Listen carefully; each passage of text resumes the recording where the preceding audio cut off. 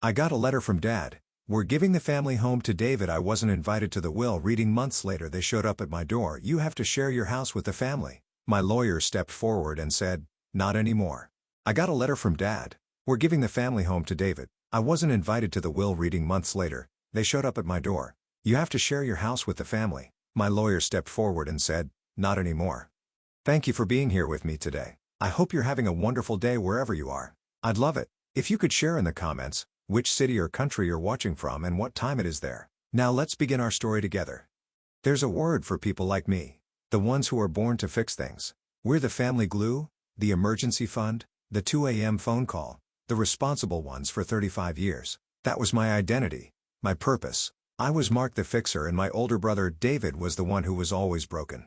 It had been that way since we were kids. He was the charming whirlwind storm. I was the quiet sturdy shelter. He'd break a window with a baseball and I'd be the one carefully explaining to Dad why it was an accident, taking half the blame just to soften the landing for him. Our parents saw it as a feature, not a bug in our family's operating system. David is so charming. He just needs the right break. My mother, Susan, would sigh, a wistful look in her eye. My father, Michael, a man whose silence was a language of its own, would just nod in agreement. Then they'd turn to me. Mark, you're so sensible. You'll always be fine. It wasn't a compliment, it was a life sentence.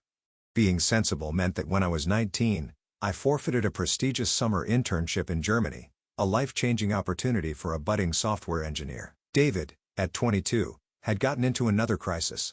This one involved a poker debt and some very unhappy people. I remember the smell of my mother's stress baking, cinnamon, and desperation filling our small house. My father paced the linoleum kitchen floor, his face etched with a familiar weary disappointment.